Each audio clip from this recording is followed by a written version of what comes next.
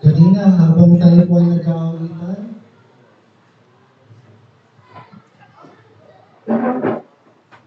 sabi ko, hindi ako papayag na mas mainit kumanta yung mga bata. Natatalo pa si Kuya Gani pag sila bumirit. Nagawad yung nilakasan. Ano, hindi ako papayag na hindi ako matinding mag-worship kay Lord. Kasi one day, tandaan natin,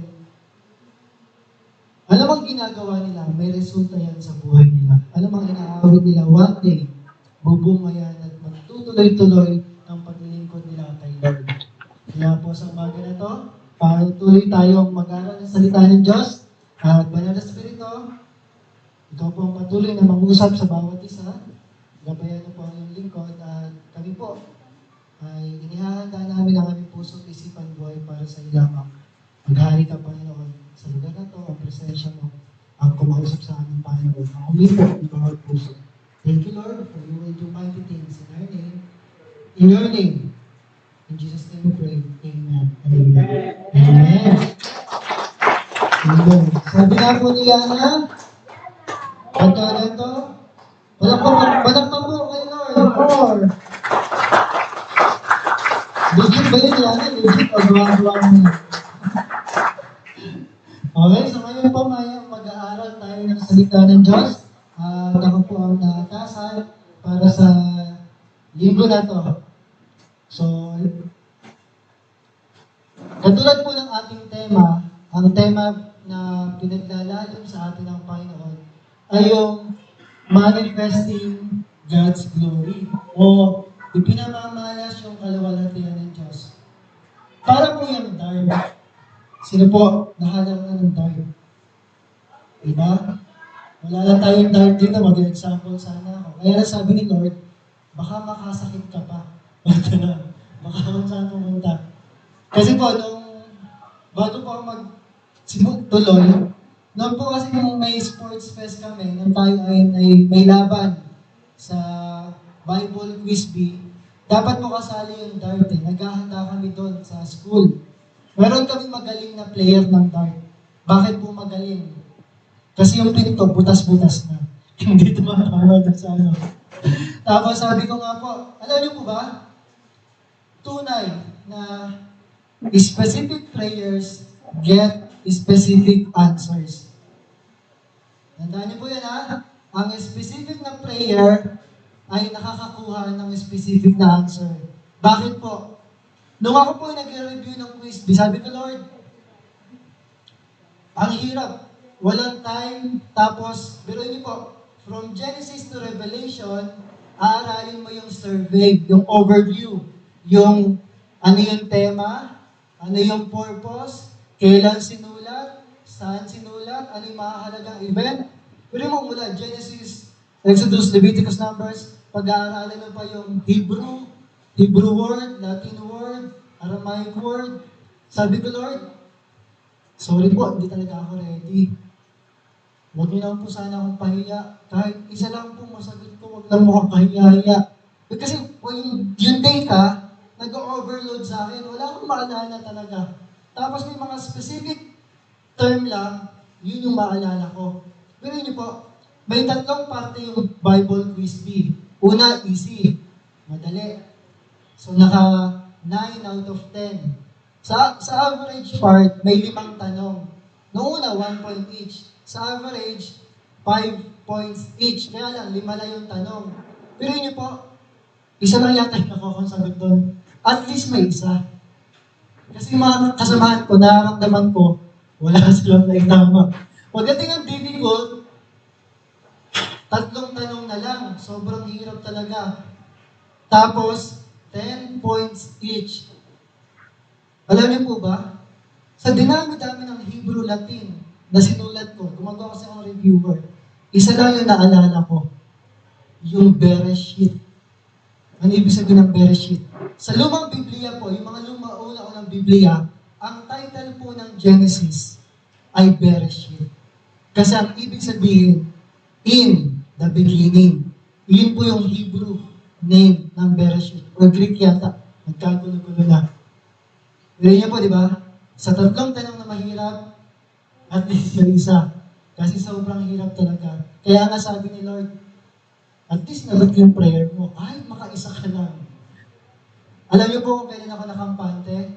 Nung nagpasukan kami mga participants ng Bible Quiz Week, lahat hindi ready. Lahat nagreklamo. Natulak lang ako. Ay, sabi ko, Lord, pampante na ako. Pare-parehas na kami mga busy talaga. Pero at least, di ba? Sabi ko nga po, hindi ako magaling magkabisa, pero may mga binigay lang sa akin si Lord na, ito, tandaan mo yan. Ito, tandaan mo yan, yung Bereshit. Sa daming Hebrew word, yun ang naalala ko. Kaya sabi ko, Lord, ikaw talaga yung reason kung bakit kami nag-champion. Amen? Di ba? Kaya nga itong, kung paanong dart na to, ito yung katawagan sa atin ng Panginoon. Tayo yung dart. Manifest God's glory. Sa buhay mo, ikaw yung dart. Tapos, tayo yung dart na yon. Ang ginagawa ng Panginoon lagi ang gusto niya dapat tumama sa board, sa bilog, sa target. Kaya lang, hindi lagi sumasakto sa target. Bakit? Hindi kasi nasusunod yung kalooban ni Lord. Amen? Kaya mahalaga sa buhay natin, kung si Lord ang masusunod, laging, nakalimutan ko yung term doon sa bilog pag tumama doon sa sentro. Bullseye. Ano yan? Cherry. Yun talaga, O, di ba? Dapat laging ganun yung, bilhin mo sa plano ni Lord, dapat laging ganun Laging successful yung buhay natin. Di ba? Kaya lang, yung dart, nakikialam, gumagano ng daan, may iba ng daan. Kaya hindi nangyayari yung kaluwalhatian ni Lord. Kaya yung panawagan sa atin ni Lord, sumunod tayo, ipamalas natin yung kaluwalhatian ni Lord. Para laging cherry, laging bullseye. Amen? So, ganyan. Huwag tayo makialam sa plano ni Lord, sumunod lang tayo. So, kaya, sa pangatlong pagkakataon, paglalimin natin yung manifesting God's glory, dito po sa unang Chronicles 16:28-29. Alam niyo po, mabanggitin ko to kasi habang ako nag-aaral sa Bible School, marami ako natutunan. Tapos, eventually, yung mga pastor na siyempre matagal doon, marami natatanggap sa akin, ay, mali pala yung ginagawa ko, Lord. Ay, meron pala akong supply kaya, Lord. Sabi ko, salamat sa pangunawa. Tapos, sabi ko, kaya ako nag-aaral para mas maging mabuting servant. Kaya po sa inyo, maraming salamat po sa pangunawa, pagsuporta at pagmamahal dahil habang tayo ay naglilingkod, mas bumubuti yung service natin sa Kanya. Amen? Kaya itong lugar natin, sa dahil ng Diyos, lilipat tayo sa mas maganda. Amen? Kaya basahin natin, ano ba yung katawagan sa atin ngayong linggo na to ng Panginoon? Sabi dyan, ascribe to the Lord, all you families of nations. Ascribe to the Lord glory and strength. Ascribe to the Lord the glory, Jesus' name. Bring an offering and come before Him. Worship the Lord in the splendor of His holiness. Pag po binabanggit yung salitang ascribe, kung tama yung pagkahawnawa ko, ito yung pagtatalaga, pagbibigay, pag-uukol sa Panginoon. So sabi dyan, ascribe to the Lord all you families of nations. Kaya sa Tagalog, sabi po dyan, sa ang Biblia 2001, iukol ninyo sa Panginoon kayong mga angka ng mga bayan. Iukol ninyo sa Panginoon ang kaluwalhatian at ang kalakasan. Iukol ninyo sa Panginoon ang kaluwalhatian marapat sa Kanyang pangalan. Magdala kayo ng handog at magsiparoon kayo sa harap niya. Inyong sambahin ang Panginoon sa banal na kaayusan. So mula po dito, nakuha niyo na ba yung tema natin? Ay, yung topic natin for this Sunday? Kung una, manifesting God's glory through you. Ikalawa, manifesting God's glory bilang isang church. Ngayon naman, manifesting God's glory. Iyon. Plus 5. Nana kay Kuya Gandhi. Diba? Ngayon naman, i-manifest natin yung glory ni Lord bilang isang pamilya. Luluwalhatiin natin. Bakit po ito katawagan ng Panginoon? Dahil sa iglesia, ang bumubuo dapat ay bawat pamilya, mga individual na nagpupuri sa Panginoon, di ba? Ang sarap kaya, pupunta ka sa church, hatak-hatak mo yung buong pamilya mo. Di ba? Kasi, at least, kasi one day, sama-sama din kayong pupunta sa langit. Di ba? Ang hirap nung, alam mo, ikaw ligtas, pero may iiwan. Kaya dapat, i-manifest natin yung kaluwalhatian ng Diyos, ibig sabihin, ipamalas, ipakita bilang isang pamilya na tayo ay nagbibigay kaluwalhatian kay Lord. Kaya mapalad tayo, dahil tayo, yung pamilya na to, ay tinawag ni Lord para sa Kanya. Sabihin mo nga sa katabi mo, tinawag ka ni Lord para sa Kanya. So bilang isang pamilya, si Ate May, napakalaki ng kanyang napakadami niyang members sa Panginoon. Kasi 7 na yun eh. Plus mag-asama pa sila. Diba? The more the merrier. Yeah. So manifest God's glory as a family. So medyo mahalaga po ito. Bakit? Hindi lang medyo. Mahalaga to dahil ang pamilya ay special kay Lord. Diba? Sino yung, sa Pilipinas, sino yung first family? Naku po. Yung pamilya ng presidente. Sila yung first family. Pero sa Biblia po, ang first family, usap ka pang konti na yun. Adjust ka pang konti. Hindi si Abraham. Si Eva, si Adan. Iyan ang unang pamilyang nilikha ng Panginoon. Bakit? Sabi ko nga, habang nag-research ako, ito yung unang family sa Biblia. Pero di ba, Lord, ikaw ang unang family. Bakit? May ama, may advocate, at may anak. Kaya yung disenyo na yun, nagmula pa rin sa Kanya. Kaya ima-manifest natin, huwag kayong papayag na ang pamilya mo ay hindi kumpleto pagdating sa Panginoon. Amen? Kaya kahit mag-isa ka lang, ito Biblia, di ba? Nanang Nena, di ba? Kahit mag-isa ka. O kaya, umimpluwensya ka ng magiging pamilya mo para sa Panginoon. So, ito po yung isang magandang quotation. Ang sabi dyan, we do not live to glorify our families. Our families live to glorify God. Sabi dyan, hindi tayo nabubuhay para luwalhatiin ang ating pamilya. Bakit? Hindi lahat ng pamilya priority si Lord. Amen ba? Amen. Kasi kung pupunta ka sa mall ngayon, maraming tao. Hindi lahat ng pamilya inuuna si Lord. Pero dito, sa sandaling ito, lalo tayong paglalalimin kung gaano kahalaga ang pamilya sa Panginoon, na ang pamilya mo ay nabubuhay para luwalhatiin ng Diyos. Amen? Diba? Nakakatawa si Kuya Gandhi kasi yung buo yung, kompleto yung pamilya na naglilingkod kay Lord. Kaya lang, nawala yung isang dancer, nagsasayaw pa ba? Si Chloe. Nagsasayaw, yun pa, Nagtampo rin, Di ba ang sarap tingnan na yung buong pamilya, niluluwalhati si Lord. Di ba? Busy kay Lord.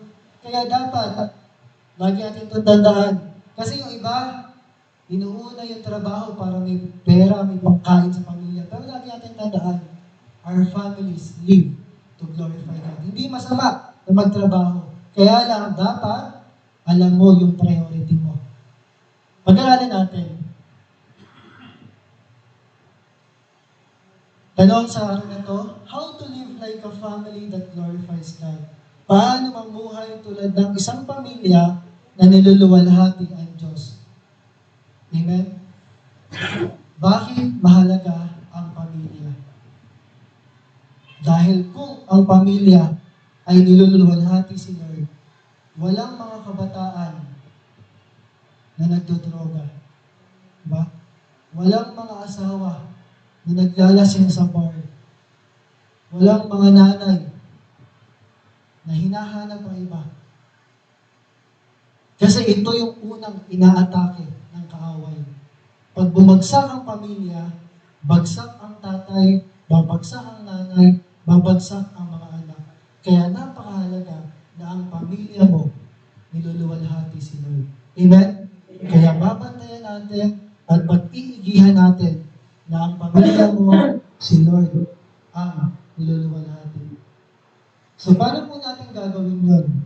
Ang babalikan natin sa sandali po ito ay yung disenyo ng Diyos para sa bawat pamilya. Ano ba yung disenyo ni Lord?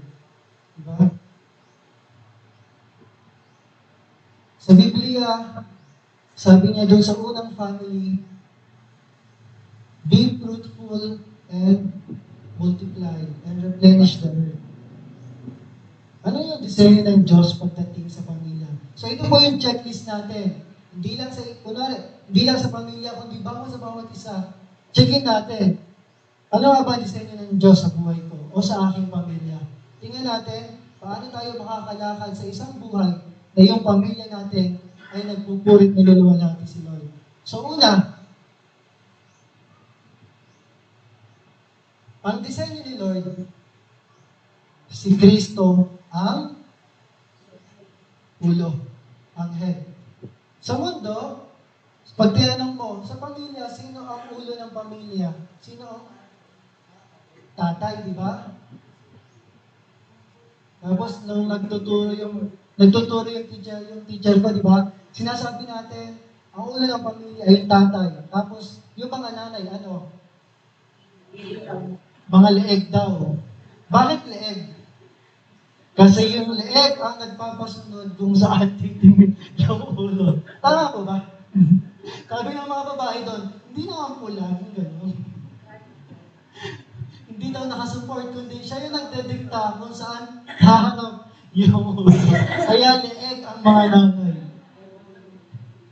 Totoo ba?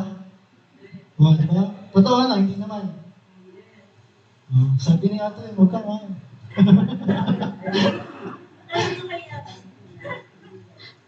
Ay, sakto. Siyempre, pagka naman ng babae, hindi naman. Pero alam ang kahalagahan po nito. Pag si Kristo ang ulo, may order sa pamilya. Ibig sabihin, may kaayusan. At pag may kaayusan, may kapayapaan. At pag may kapayapaan, may kagalakan. Ang problema, kaya nagiging mahirap sa isang tatay na i-manage ang pamilya, paano? Wala ito. Wala si Kristo. Wala yung pinakaulo. Kinukuha niya yung role na hindi naman dapat sa kanya. Bakit payong? Anong ibig sabihin ng payong? Ito ay submission, pagpapasakop. Ina-umbrella ka ni Lord. Diba? Kaya ang disenyo ni Lord, pag si Kristo ang ulo, siya ang bahala sa pamilya mo. Amen? Amen. Pero hindi mo pwedeng sabihin yon kung yung pamilya mo o ikaw, hindi nagpapasahod sa Diyos. Pero pag nagpapasahod ka sa Lord, siya ang bahala sa pamilya mo. Siya ang bahala sa education, sa future. Siya ang bahala para sa inyo. Sa kakainin sa lahat, siya ang bahala. Pero ang tanong, paano pag yung wife nandun sa unahan? Nagugulo. Nagugulo ang order kasi hindi yun yung design ni Lord. Meron nga ako, habang ginagawa ko ito kagabi, may isang kabataan pumunta, nakitambay. Tapos sinignan niya ito, Kuya Aris, paano ba yan? Kasi sabi ko si Lord, dapat yung nangunguna sa bawat pamilya.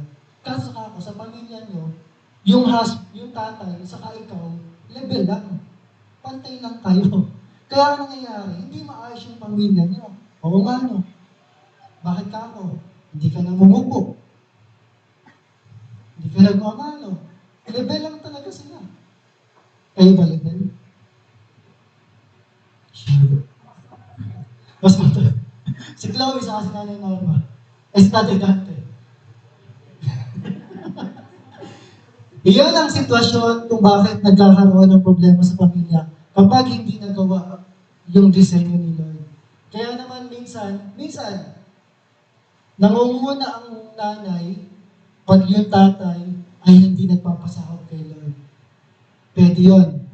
At eventually, dahil sa pagkilos ng Panginoon, darating pa rin ang punto na makakakilala yung tatay at yung tatay ang magiging head ng pamilya na ang head ay si Kristo. Amen? Saan natin yung makikita na si Kristo dapat ang ulo ng pamilya? Tandaan nyo nagiging maayos, nagiging madali ang buhay. Diba? Mga tatay minsan nangangarag Diba? Pagka mayroong mga bayarin, pag may mga tuition ang parating, di lang naman si nanay yung nag-iintindi, pati yung tatay. Saan ko kukunin to? Sabi niya ito hindi naman. Bakit nagiging mahirap? Kasi nga, pinipilit na siya ang head of the family. O walang pagpapasakop kay Kristo. Kaya dapat, nagiging magaan ang buhay pag kinilala mo na, Lord, ikaw ang aking ulo. Ikaw ang ulo ng pamilya na to. At kami ang magpapasakop sa iyo. Amen? Amen. Kaya nga sabi ng kanta kanina, lahat posible. Diba? Wala nang hahanapin pa. Basta kasama kita. Ang sabi ng unang Korinto, 1 Corinthians 11:3, but I want you to realize that the head of every man is Christ, and the head of the woman is man, and the head of Christ is God. Sa Tagalog, sa unang Korinto, subalit, ibig kong malaman ninyo na ang ulo ng bawat lalaki ay si Kristo. Bakit ko pa pinagdadiinan to? Para makasunod tayo sa disenyo ng Diyos. At ang ulo ng babae ay ang lalaki, at ang ulo ni Kristo ay ang Diyos. Diba? Hindi lang si Lord ay ulo sa church. Dapat ulo rin siya sa bawat pamilya. Amen? So yan yung disenyo ng Lord. Ikalawa, ano yung disenyo ng Diyos sa pamilya? Una, si Lord ang ulo. Ikalawa, ano po ito? Alam niyo, Pastor Manny. Ang foundation ng isang bahay, hindi pera, hindi si tatay, kundi ay ang salita ng Diyos. Diba? Isa sa parte ng bahay na napakahalaga ay ang pundasyon. Tama po na? Bakit? Kapag kapangit ang pundasyon, pwedeng gumuho. Di ba po, naalala nyo, nung binubuo yung ating iglesia, gaano kalalim yung pundasyon? Tanong ko nga hindi ko kasi ako civil, computer engineer ako. Sabi ko, Lord, bakit ba nag-uukay ng pundasyon para sa bahay? Tatanungin ko sana si Kevin, subukan ko lang. Kaya tatanungin natin si Pastor Manny. Bakit nag-uukay pag gumagawa ng bahay? Alam niyo po ba, sa pisikal na bahay, isang beses lang yung pag-uukay ng pundasyon. Pero sa mga Kristiyano, lagi ka dapat nag-uukay ng pundasyon mo. Mas malalim, mas malinaw. Para kahit anumang lindol ang dumating sa buhay mo, kahit anumang baha ang dumating sa pamilya, hindi ka basta-basta bibigay o hindi basta-basta bibigay yung pamilya mo. Diba? Ang simbolo ng earthquake, ito yung matitinding sitwasyon sa isang pamilya na kung saan yayanigin talaga sila kung sila ay matibay o hindi. At dito, kapag tama ang pundasyon, maayos at ligtas ang bahay. Sabi nga dito sa Deuteronomy 6:6-7, these commandments that I give you today are to be on your hearts. Impress them on your children. Talk about them when you sit at home and when you walk along the road, when you lie down and when you get up. Sa Tagalog, ang mga salitang ito na aking iniuutos sa iyo, hindi po tayo yung kausap, pero pwede mong i-claim na para sa iyo to. Sabi dyan, sa araw na to ay ilalagay mo sa iyong puso. So una, sa iyo. Pangalawa, at iyong ituturo ng buong sikap sa iyong mga anak At iyong sasabihin sa kanila, kapag ikaw ay nakaupo sa iyong bahay, kapag ikaw ay lumalakad sa daan, at kapag ikaw ay nahihiga, at kapag ikaw ay bumabangon. Tamang pundasyon ay ang salita ng Diyos.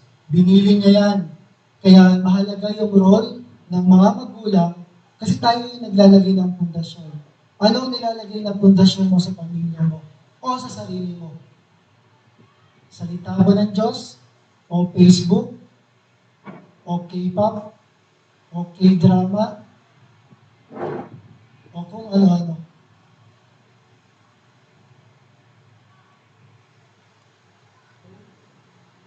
Diba? Pangarap ko nga po. Hindi lang pangarap. Napakaganda sigurong pakinggan na sa isang pamilya, sabay-sabay sila nagbabasa ng Bible. Diba? Hindi lang cellphone, Bible sa cellphone, kundi meron silang physical na Bible na binabasa nila araw-araw. Yun yung tamang pundasyon sa Panginoon. Kaya, bakit nagiging mahina ang isang pamilya?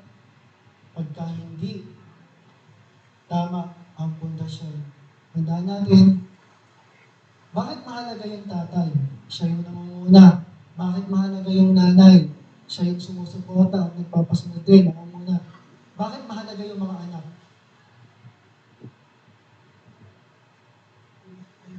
Dahil sila yung magpapatuloy ng katuruan pagdating sa Panginoon. Sila yung magpapatuloy. Kailangan maipasa natin yun. Hindi pwede hanggang dito lang sa atin. So, pangatlo, pundasyon, tutungo naman tayo sa dingding. Walled by prayers. Diba? Pinapadaran ng panalangin. Napapadara ng panalangin. Kaya naman, hindi lang si Kristo, susunod ay ang pundasyon, at ngayon naman ay pader. Diba? Sa tuwing tayo nananalangin, ganito yung senaryo. Kaya napakahalaga ng panalangin. Dahil sa panalangin, nakakatagpo natin ang Diyos at dinidinig niya yung ating mga dasal. So, napapadira ng panalangin. Bakit mahalaga ang pader? Diba? Ito ay simbolo ng security, seguridad, protection. Diba? Ito ay simbolo ng pag-iingat. So, ganun yung ginagawa natin kapag ang pamilya natin ay nananalangin sa Diyos. Imagine, yung isang kubo na walang mga pader. Diba? Pag may dumating na magnanakaw, pag may dumating na masamang tao, anong mangyayari? Madaling makakalusot. Pero kapag ang pamilya mo ay may pader ng panalangin, anumang pag-atake ng kaaway, hindi basta-basta makakalusot. Lalo na po sa kabataan ngayon, sobrang dami nangyayari. Kaya yung mga kabataan natin dyan, lagi nyo pong ipapanalangin. Kasi hindi man natin sila nakikita sila ni Lord, at yung panalangin ay malaking bagay para magpatuloy sila sa Panginoon. Amen? Amen. Kaya ang tanong, nananalangin ba tayo sa Panginoon para sa pamilya natin? Araw-araw. Ang sabi ng Acts 10:2, kung di po ako nagkakamali, ito ay buhay ni Cornelius. Sabi niya dyan, he and all his family were devout and God-fearing. He gave generously to those in need and prayed to God regularly. Diba? Sa Tagalog, tinan po natin, siya ay isang taong sumasamba at may takot sa Diyos. Gayon din ang kanyang buong pamilya. Siya ay matulungin sa mga dukha at laging nananalangin sa Diyos. Ito po ang tanong ko sa inyo. Ano ang estado ng spiritual na pader ng iyong pamilya? Ikaw at ang Diyos ang makakapagsabi o ng buhay mo. Ganito ba ang pader ng iyong pamilya? O matibay ang pader dahil puno ng panalangin? Lalo na po yung panalangin ng mag-asawa. Napakahalaga nun. Kapag sabay sila nananalangin.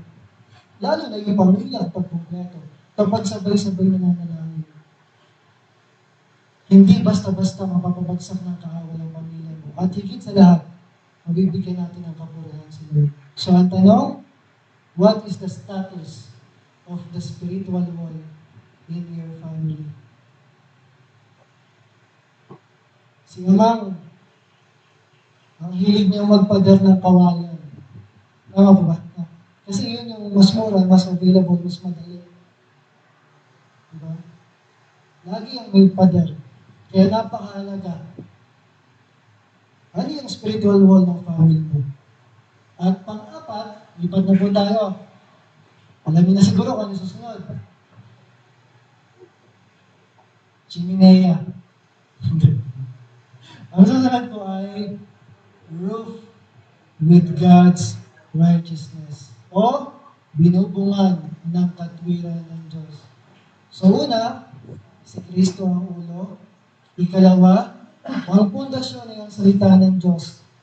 Pangatlo, ang dingding mo ay panalangin na may kasamang pagsamba at pagbubun sa Panginoon. At pang-apat, ang bubong nyo ay ang katwiran ng Diyos. Ano ba yung bubong? Ano ba yung katwiran ng Diyos? Tingnan po natin.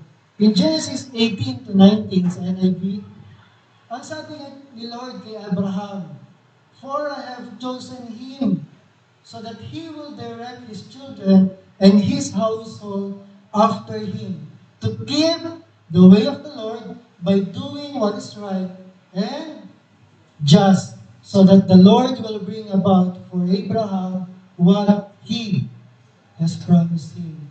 Sa Tagalog, ano po yung tungkulin natin? Pinili ko si Abraham upang turuan niya ang kanyang lahi na sumunod sa aking mga utos, sa pamamagitan ng paggawa ng matuwid at pagpapairal ng katarungan. Kapag nangyari yun, tutuparin ko ang aking pangako sa kanya. Kasi nagkasama ka ng maaga.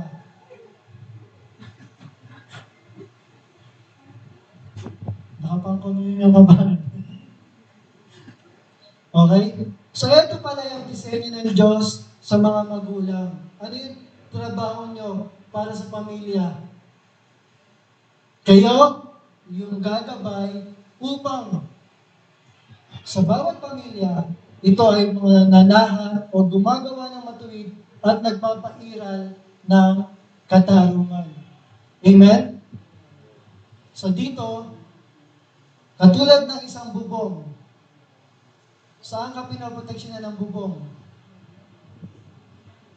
Sa ulan? Sa init? Sa sobrang init? Sa araw? Sa mga insekto? Mga magnanakaw sa mga bagyo? Ganon din pala ang buhay ng tao sumusunod kay Lord. Protektado ka kapag ang pamilya mo ay sumusunod sa kalooban ng Panginoon. Hindi yung sistema mo, hindi lang yung kaparaanan mo, kundi yung katwiran ng Panginoon. Amen? Kaya kapag si Kristo yung ulo ng bawat pamilya, matutunan natin, paano ba yung tamang paggabay sa pamilya? Paano ba yung tamang pamamalakad? Paano ba yung tamang pagdisiplina? Paano yung tamang pagtuturo? At syempre, paano ba yung tamang pagmamahal? Amen? At panglima, para bago po yun, ito na yung panglima.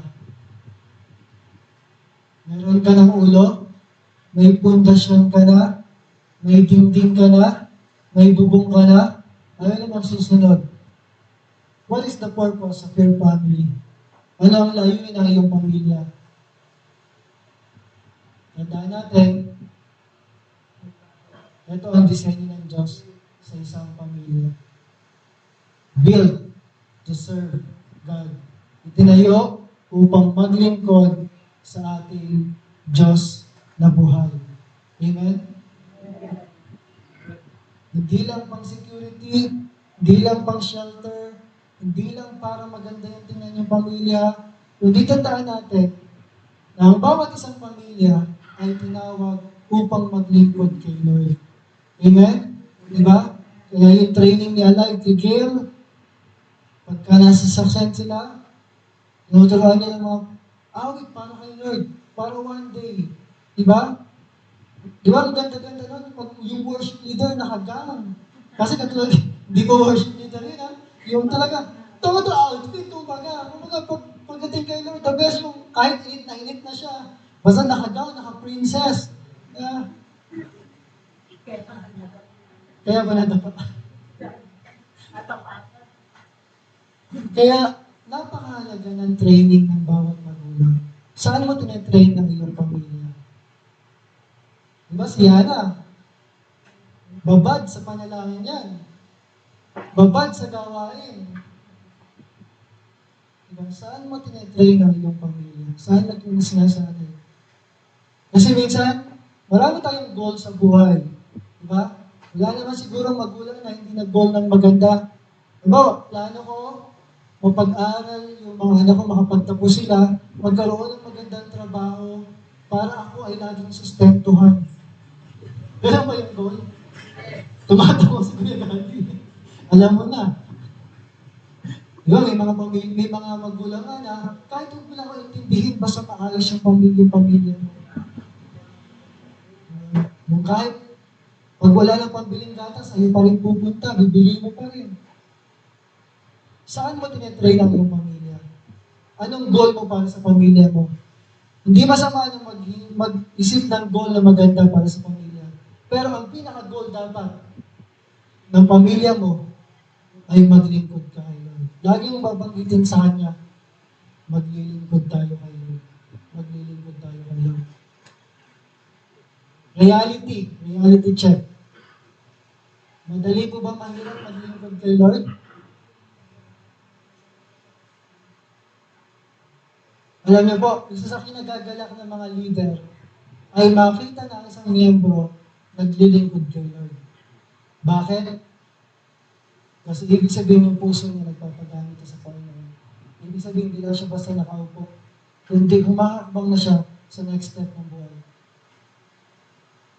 Lagi po, madali at mahirap maglingkod kay Lord. Bakit? Laging may sakripisyo. Lagi yun. Pero bakit nagiging madali? Kasi yung sakripisyo mo, hindi baliwala kay Lord.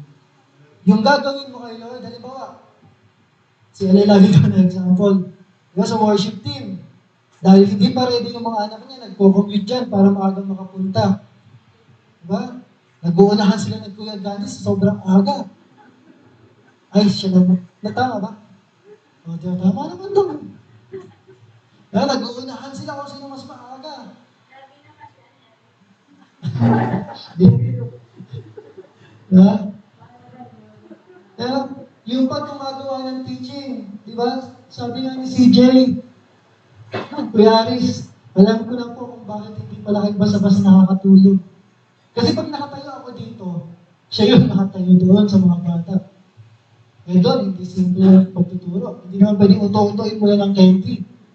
Medyo ano na yan, nakakalasap na yan ng karne-karne.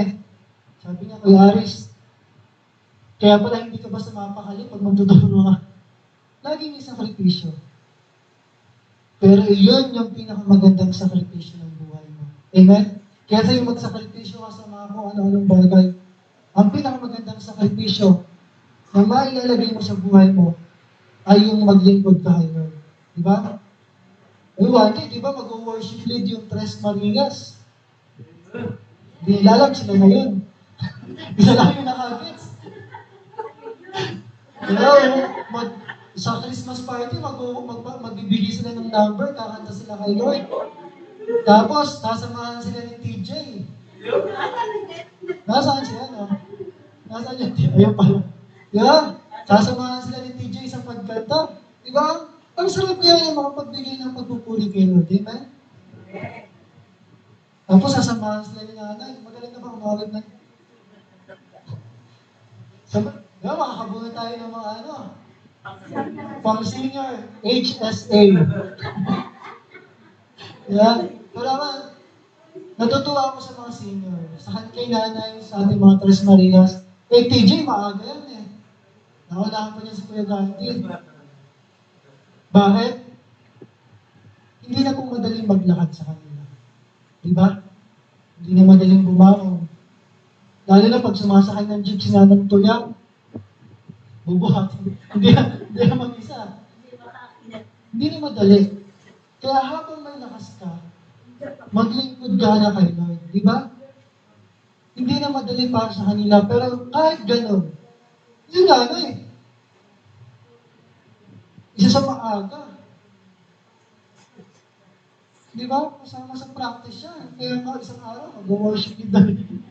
Magiging support. Bakit ka po ito pinagdidiinan? Huwag na huwag yung aalisin sa pamilya niyo yung goal na to. O sa buhay mo. Huwag kang pumayag na wala kang gagawin para kay Lord. Di ba? Bakit may sakripisyo? Halimbawa, si tatay naghahatid ng mga bata. Nakakabawas tayo ng pamasahe. Tapos doon, maririnig nila yung mga kung ano-anong pulis, di ba? Yung maririnig nila yung mga kung anong mga sasawayin mo talaga. Kaya may sakripisyo para ikaw ay mahubog. Amen? Para ikaw ay mas lumalim, mas tumibay, na kahit anumang makita mong negatibo, tutuloy ka pa rin sa Panginoon. Tandaan niyo po, sa iglesia natin, marami pa kayong makikita ang negatibo. Katulad ko, hindi pa tayo fully ganun sa pag-preach. Pero i-improve natin yan.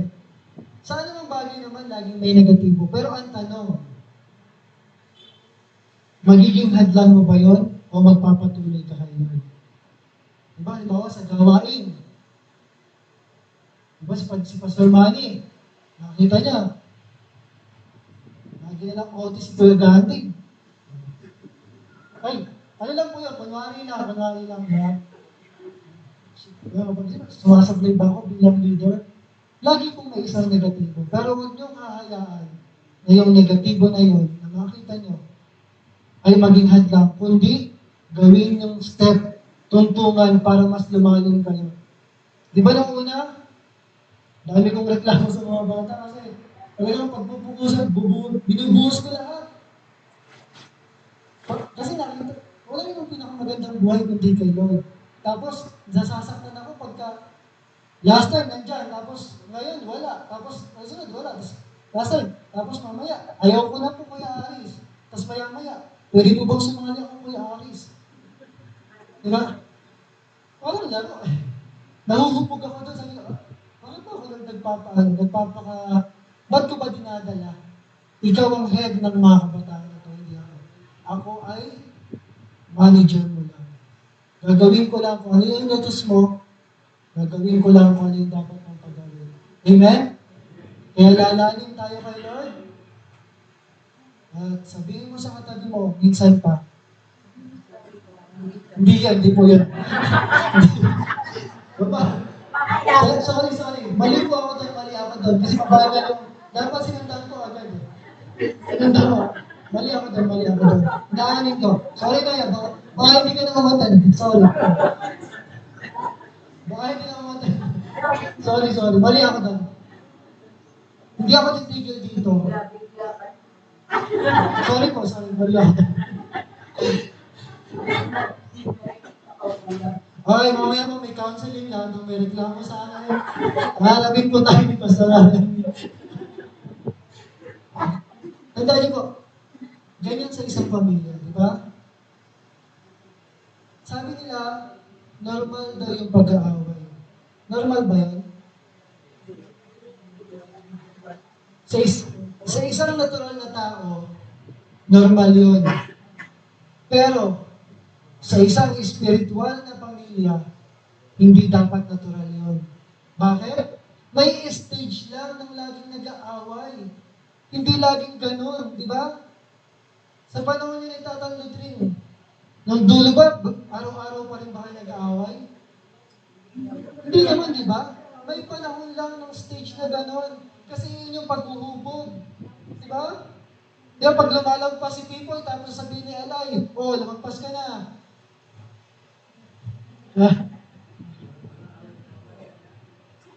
Tanong ni Nanang Nena, nag-aaway pa ba kami hanggang ngayon? Siyempre hindi na, wala na tatanong. Pero ang gusto ko lang po ipunto sa kanila, sa buhay niyo po ng mga senior, sa buhay ng mga may edad na, di ba po, mapapatunayan ninyo na may panahon lang yung pag-aaway, di ba? Yun yung panahon ng paghuhubog. Ayun yung kaya, may nag-react din sa akin. Hindi niyo po narinig yung kanina Si Kristo ang ulo ng pamilya. Minsan, sabi nila, ang tatay ang ulo ng pamilya. At yung mga nanay, yung leeg. Bakit daw leeg? Kasi dahil sila yung sumusuporta sa ulo. Amen? Hindi ko na binanggit yung isa. Sumusuporta sa ulo. Diba? Hindi ko na binanggit. Okay? So, bakit ko po yung nabanggit? Dito sa pamilya natin, sa iglesia natin, meron at meron kayong hindi makakasundo o hindi makakatugma ng opinion o ng desisyon. Pero hindi kayo mananatili doon. Anumang sitwasyon, gamitin nyo para lumago. Amen? Katulad doon sa mga bata, kung lagi ako maramdamin, pagka may umahayaw, tapos lagi ako natutuwa pag may sumasali, sabi ni Lord, normal lang yan sa mga estadong ganyan. Natuto ako doon. Nag-level up ako ng konti. Ganon din sa pagka may sitwasyon tayo sa church. Kapag may napuna ka, kapag may hindi ka magandang nakita, o may hindi ka nakasundo, titigil ka na ba? Lipat na ba ng church? O dapat tuloy lang? Kung may negatibo, ibig sabihin ni Lord, pinapalago kita. Diba? Yung minsan, pag may nagsasalpukang mga bato, ano nangyayari sa bato? Dapat kuminis, hindi dapat masira. Amen? Amen? Kasi, tandaan niyo po, ang iglesia natin, lalaki at lalaki. Bakit? Iyan yung disenyo ni Lord. Mamumunga tayo. Kaya kailangan, yung mga nandito pa lang, handa na kayo na patatagin ang inyong sarili para kay Lord. Amen? Amen. Amen. So, basahin natin yung salita ng Diyos. Ito isa sa pinakamagandang verse na ilalagay niyo sa pamilya niyo, sa bahay niyo.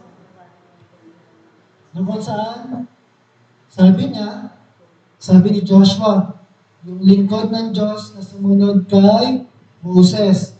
Sabi niya, but if serving the Lord seems undesirable to you, then choose for yourselves this day whom you will serve, whether the gods your ancestors served beyond the Euphrates or the gods of the Amorites, in whose land you are living.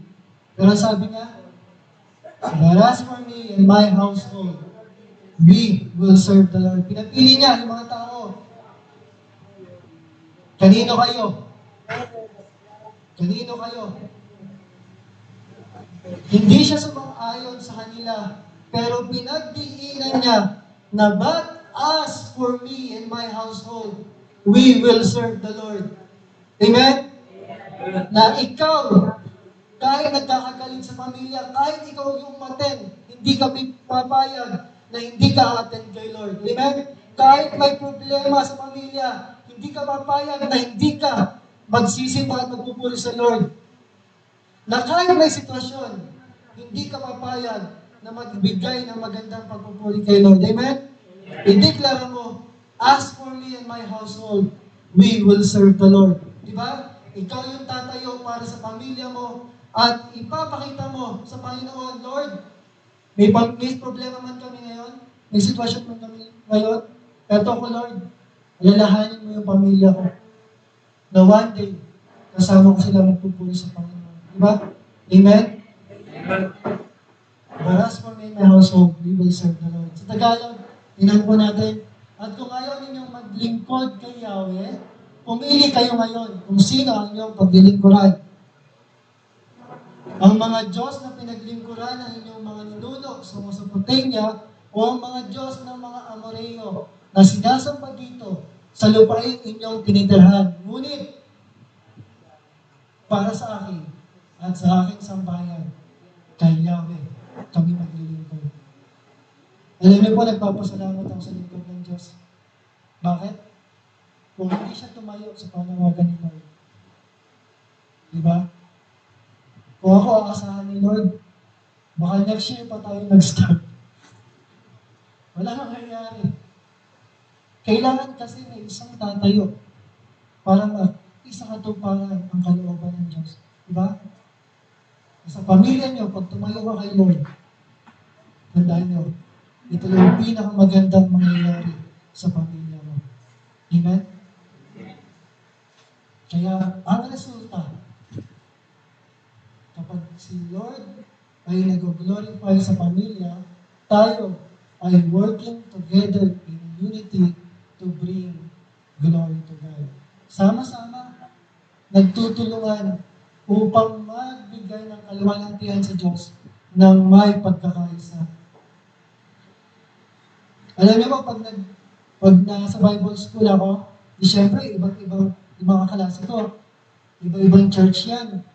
Maririnig mo yung mga reklamo nila. Ito may motibo, hindi magkasundo. Ito may motibo. Nagpapasalamat ako sa Panginoon kasi yung iglesia natin ay isang pamilya. Di ba? Nagkakaisa kasi magkamag-anak tayo. No choice. Pag hindi ka pwedeng mag-sumit kasi kita ko yun. Lola ko yun. Hindi. Nagkakaisa tayo dahil si Lord ang pundasyon ng iglesia na ito. Amen? Amen. May nakangiti eh. No choice kasi. Hindi. Walang aksidente sa iglesia ng Diyos. Lalo ni Lord na nandito ko ngayon. Kaya, recap. Sana po may tunan tayo sa sandali nito. Amen? Recap natin. Anong pinag-alalan natin? Dapat maipapakita bilang isang pamilya. Tandaan nyo sa panahon ngayon, ito ang unang sinisira ng kaaway.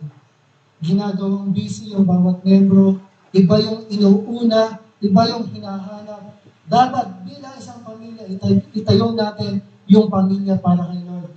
Ipamalas ang kaluwalhatian ng Diyos at babalikan natin yung disenyo ni Lord. Ano yung disenyo ni Lord? Una, si Kristo ang ulo. Pag ito po, nagmarka sa atin, magiging madali. Di naman sobrang dali, na parang wala ka ng problema. Magiging madaling i-handle ang pamilya. Bakit? Lord, may problema yung anak ko. Ayaw makinig, matigas man ulo, pero bahala ko na po, Lord. Alam ko, ikaw ang ulo ng pamilya.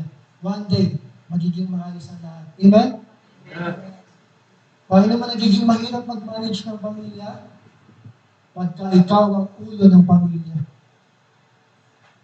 Diba, sa mga singles, kapag ikaw ang ulo ng sarili mo. Kaya napakasarap nang meron ka pa rin pinagpapasakupan. Katulad ko kay Pastor Riley sa ating lahat. Kay Pastor Riley. Kasi may gagabay sa'yo. May magtuturo sa'yo, mali yan, tama yan, di ba? Pero kung wala kang pinagpasakupan, sino magtutulog sa'yo? Amen? Kaya masarap yung puso pa rin na handang magpasakop. Ikalawa, si Tita Vivian, di ba? Kahit ang layo ng abot nila. Pero pagdating sa church, nagpapasakop siya sa head ng church na. Which is Christ, si Kristo. At ginamit niya yung lingkod ng Diyos. Amen? Mga Tres Marias. Marias kasi magaganda kayo. At hindi, apat. 4.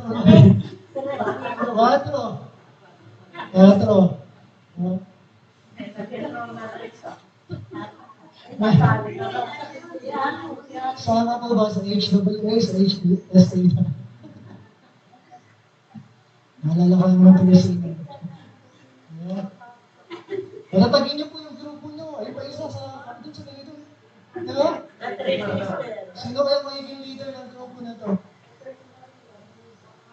4. Na kahit may mga edad na sila, o lampas sila sa edad kay Pastor Remy, nagpapasakop pa rin sila sa iglesia. Bakit?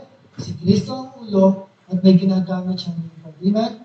Ngayon din sa pamilya, napahalaga ng pagpapasakop kay Kristo. At ang pundasyon dapat, salita ng Diyos. Gaano ka kadalas magbasa ng Bible? Kasi yun yung pundasyon. Tanda nyo, kapag nagbabasa ka ng Bible, naghukay ka ng pundasyon. Kapag hindi ka naghukay ng pundasyon, kapag may dumating na lindol, ano mangyayari sa bahay? Diba? Diba? Kaya, ang tanong, bakit maraming Kristiyano, pag nagka-problema, ang daling bumigay?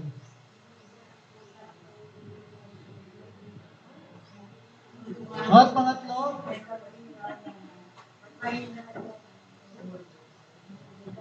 diba? Hanggang sa bumigay na lang. Pero pag tamang-tama yung pundasyon, pag napakalalim, katulad ng isang puno, mas malalim ang ugat, mas matibay. Pangatlo, dapat sinasukupan niya lagi ng panalangin ng pamilya niyo. Diba? Itabi, malaki pamilya niya eh. Malaki si Beno. Ay, joke lang.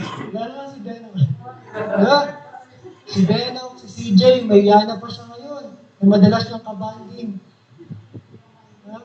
Lagi niyo pong sasakupan ng panalangin yung pamilya niyo. Diba si Janet? Wala ito, lalaki ng pamilya. Lagi niyong papanalangin yung bawat isang miyembro ng pamilya. Kasi yung protection nila. Tapos, mahalaga, hindi lang sila protektado, kailangan ang bubong nila yung katuwiran ni Lord. Dapat nakakasunod din sila sa kalooban ni Lord. At syempre, goal natin na hindi lang reunion tayo nagkakasama-sama. Every Sunday, mag-worship ang buong Domingo clan, Reyes clan, sa Panginoon. Amen? At yung iba pang clan, magsasama-sama. Bakit? We are Christian, mga taga-sunod ni Kristo.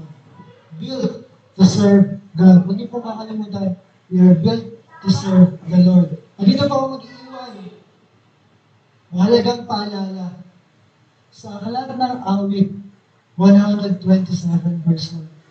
Ito po aking paiwan sa inyo. Sabi dyan, unless the Lord builds the house, the builder is labor in vain.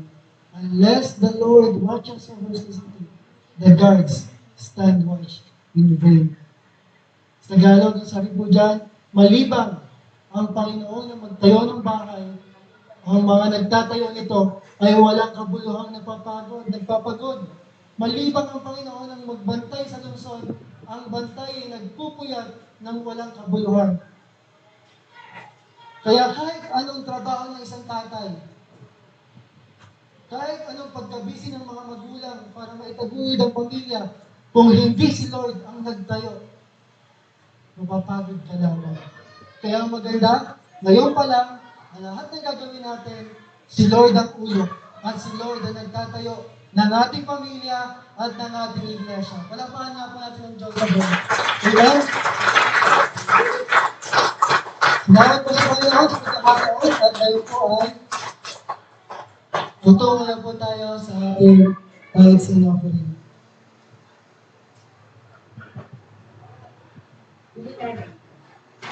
Kaya pala hindi siya mapakali.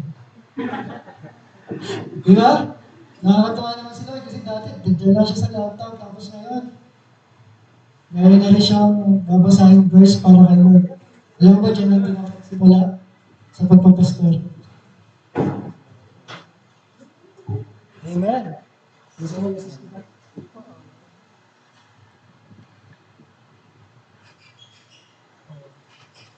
Blessed day po sa lahat. Unang-una po, gusto ko lang po magbalik po ng patutuwa at pasasalamat po sa ating Diyos. Nagpapasalamat po sa patuloy po niyang pag-iingat sa amin sa araw-araw at pati po sa mga biyaya na natatanggap po namin. Pati po dun po sa pagsama po niya sa akin papunta at pag-uwi po galing school. Tapos yung gusto ko lang pong ibahagi na experience ko po dun sa Tyson Offering na simula po Nasimula po nung nag-tithes and offering po kay Lord, ayun po, naramdaman ko po yung pagbabago na ginawa po ni Lord na bukod po dun sa baon tapos sa mga allowance po na natatanggap ko sa isang linggo, gumagamit po siya gumagamit po siya ng mga tao para i-bless na po ako. Tapos, ayun po, ayaw niya po dito po sa Malakay 3:10, basahin ko lang po sa English.